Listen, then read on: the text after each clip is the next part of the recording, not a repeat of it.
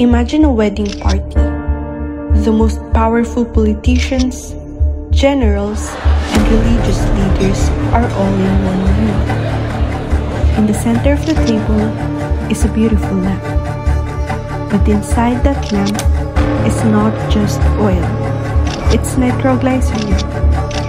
This was the plot of El Filibusterismo.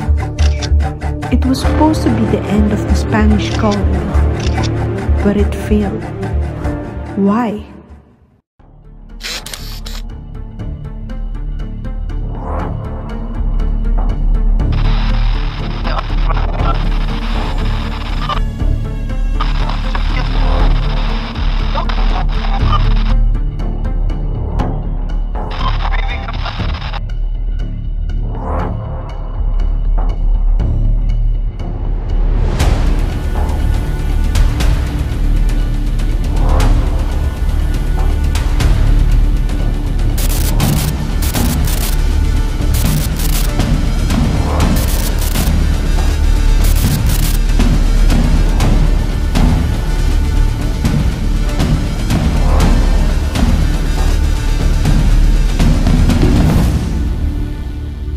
Welcome to another episode of Sociedad de Chismosas Obreras. Here in our pod, we treat Philippine literature like a cold case file. We discuss the secrets, the plots, and the shadows behind the stories na akala mo alam mo na. Hi, I'm Crizel Borrella, and here with me today are... I'm Angela Sumera. I'm Naomi Man. I'm Diana Pedrosa. And I'm Michelle Casino. And our episode today is entitled The Bomb That Never Exploded. So we're going into the shadows, like literal. Anong topic natin? Jose Rizal's El Filibusterismo. It's a story of revenge, betrayal. Yung famous na lampara na muntik nang mag-wipe out sa lahat ng characters sa nobela. Let's talk about the mastermind, Simon. So if you read the Noli Me Tangere, you know him as Crisostomo Ibarra. Idealistic, lover boy, gusto lang magpatuyo ng school. So that was Ibarra. Nakakakilabot yung transformation. Imagine, in Noli, he was a lover. In Alfili, he became a destroyer. Ibarra wanted to build a school. Si Simon naman, gusto niya mag-build ng morgue. Simon is the dark mirror. Kumbaga siya yung Joker sa Batman ni Ibarra. His goal is simple, to accelerate conflicts, corruption, and abuse so that the people will finally snap and demand a violent revolution. Twisted, di ba? And yung violent choice na to is the central message of the book.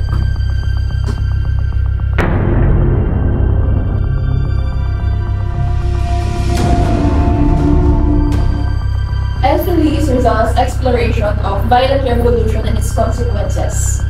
It was important dati kasi people were debating, should we ask Spain for reforms or should we fight? Simon represents the second dawning option.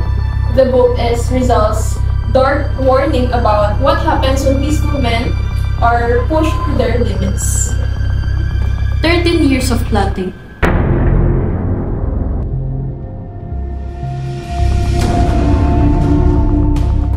So ngayon, let's go into the actual forensic ng kanyang plano.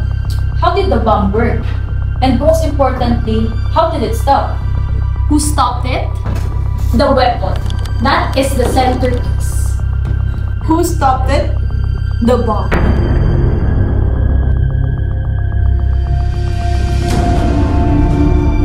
Bomb. It's an ornate, pomegranate-shaped lamp. Sa loob nun, it's not kerosene. It's highly volatile nitroglycerin. Pag sumabog yun, hindi lang yung nasa loob ng room ang mamamatay. It would level the whole house, eliminating all the powerful figures ng colonial government. Ang galing ng plan, di ba? It was perfect and flawless. The trigger was purely psychological. Simon knew the lamp's light would dim. Someone naturally would try to turn off the wick, and at that precise moment, boom, the light of celebration becomes the trigger. For absolute destruction, ito na sana yung katapusan ng tyranny. Pero nag-fail yun. And dito na natin i-discuss yung human error. Hindi ito na-raid ng police. It was an act of personal, desperate love. Kailangan natin ng pagsasadala dito to feel the tension right before the explosion.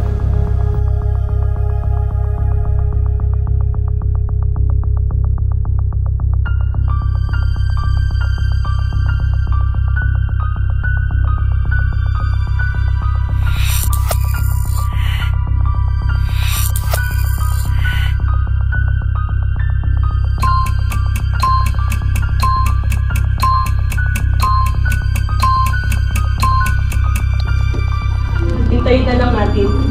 Sa sandaling abutin ng alas 9, papatayin na naglahong ningas ang lahat. Walang ititirang buhay. Ang gabing ito, ang gabi ng paghihiganti. Hindi ako papayag. Alam mo ba kung sino yung naroon sa bahay ngayon? Si Paulita Gomez. Simon, hindi ako papayag na mamatay yung mahal ko para sa revolusyon mo. Alam mo ba, walang sino man ang pwedeng magpasya sa magiging kapalaran ng iba?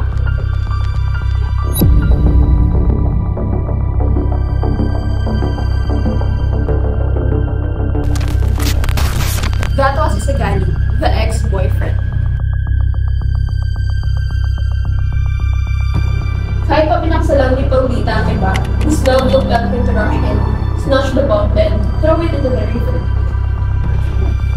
This leads us to the core debate. Was Isagani a hero for saving lives or a villain for stopping the revolution? Gen Z, this connects to you. What are your non-negotiables? Is it always the greater good over personal feelings? Kayo ba guys? What do you think?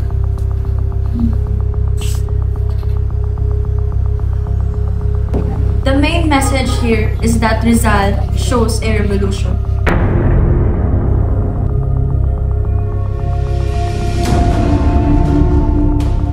Based on the vengeance and self-interest, Simon's plan will always fail. His motive is not for the people, it was from himself and the ghost of Maria Clara. This addresses one common misconception about the book. It's not a pro-violence manifesto, it's a cautionary tale against revolution driven by hatred.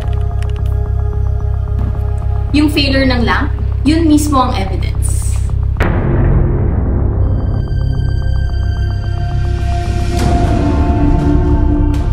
Naniniwala kasi si Rizal na dapat driven ng pure motives ang isang revolution. Kasi kung hindi, corrupted na yan from the start. Kaya nga merong, if you fail to plan, it means na you plan to fail. Kaya nga tinapon yung treasure sa dagat kasi hindi siya worthy para sa cause ng revolution. So ayun, failed man yung bomb, successful naman yung message na gusto niyang iparating. Let's shift our focus. To the real catalyst for the revolution, the people pushed too far. First, the most tragic figure, Cabezang Tales. We call him the John Wick of the Philippines.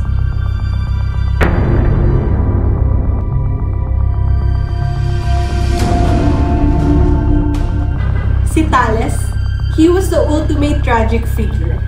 He was a model citizen. A farmer who cleared his own land.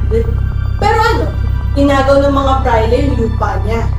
He fought them in court, spent his saving, but sa ulit, natalo siya. Because nga, yung sistema ay rigid. He lost his land, his daughter, Jude, is forced to be servitude. And he gets kidnapped. The system pushed him to absolute evil.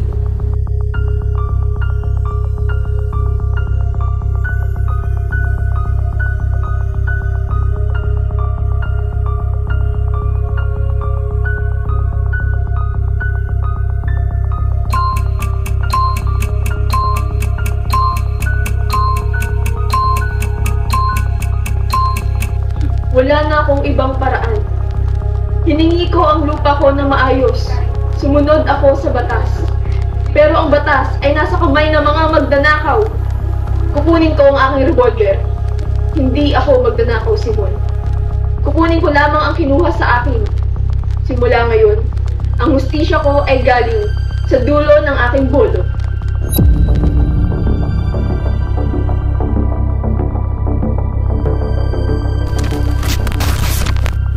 That is the consequence of oppression.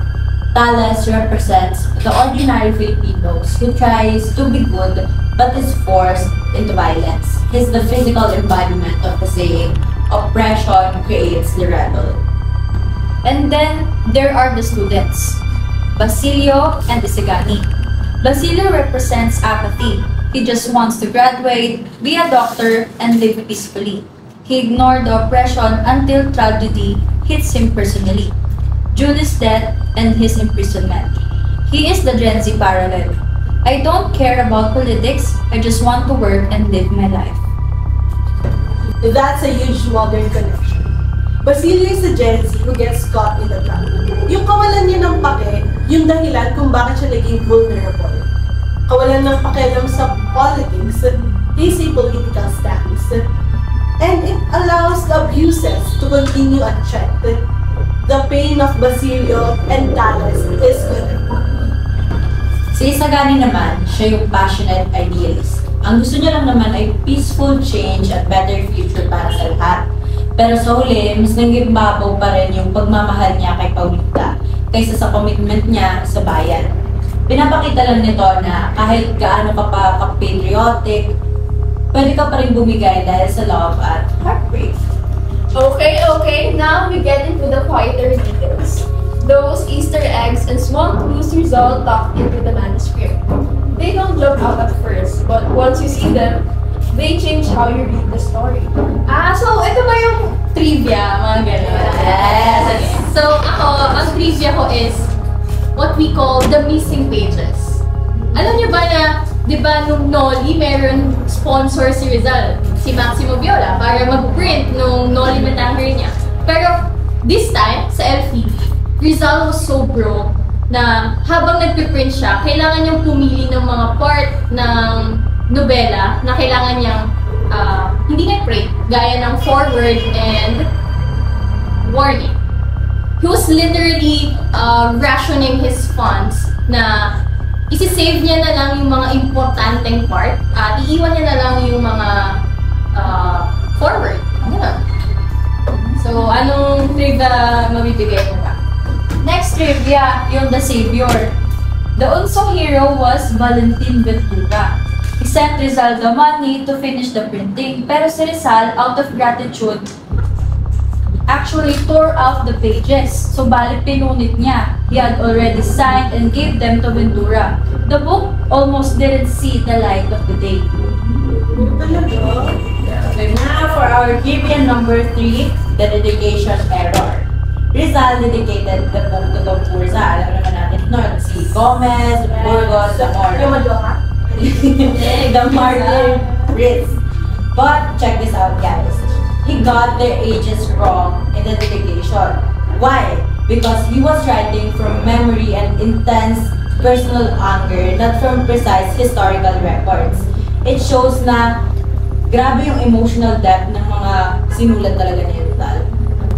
Next trivia, the Simone hypothesis. So, kilala si Simone bilang yung dark side ni Rizal. Rizal himself rejected violence, pero sinulat niya si Simone to explore the what if. What if I chose violence?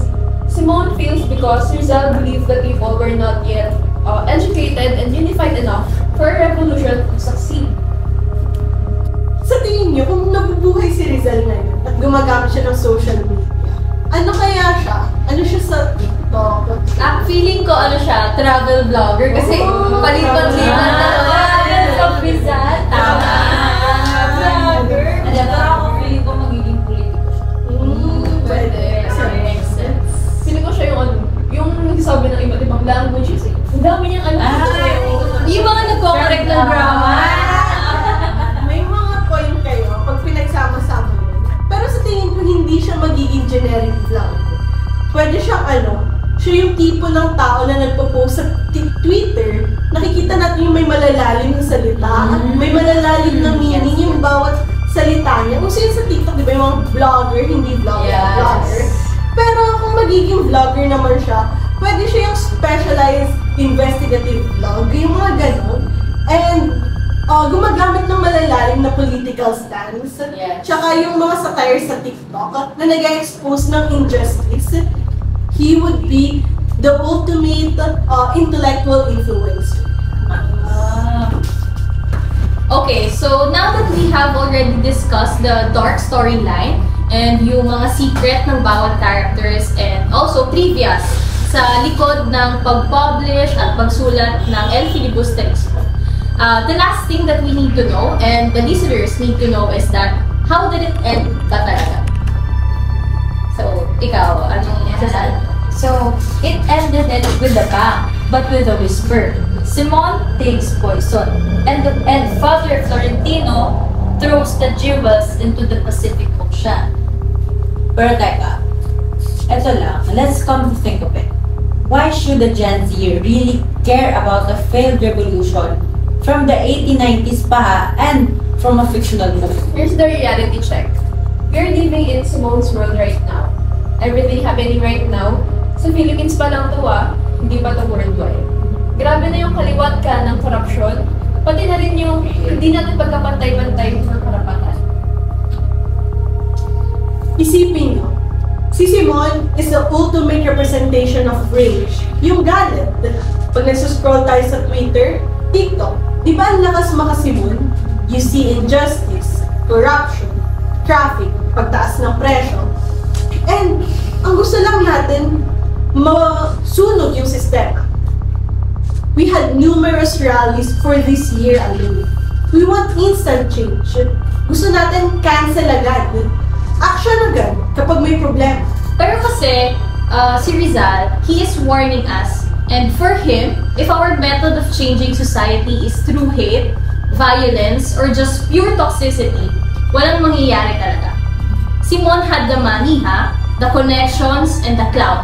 Parang siya yung Nepo baby noong 1890s. Pero nakita nyo, he failed because his motivation was revenge and not the love for our country. Also, look at Basilio. He represents the academic burnout that we, Gen Z and millennials, we all feel. Yung tipong, ayoko na makialam sa politics, gusto ko na lang pumasat, magkatrabaho. Okay, that's your point, valid yun.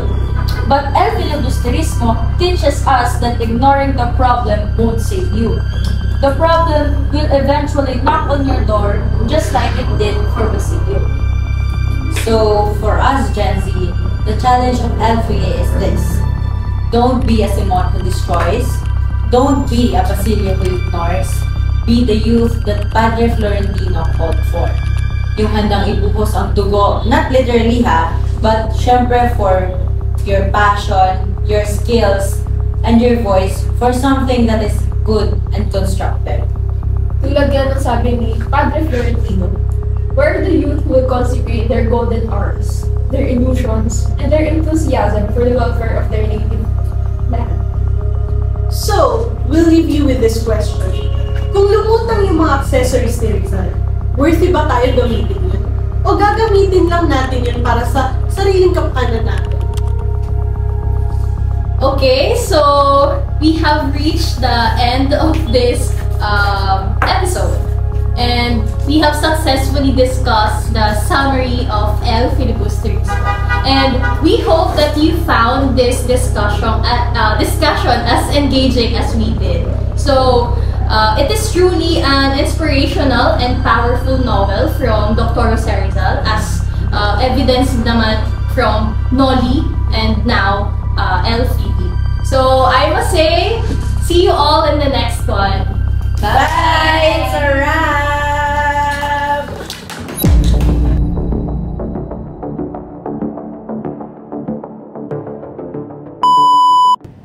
Sa loob nun, it's not kerosene. It's highly volatile. Sorry, last one.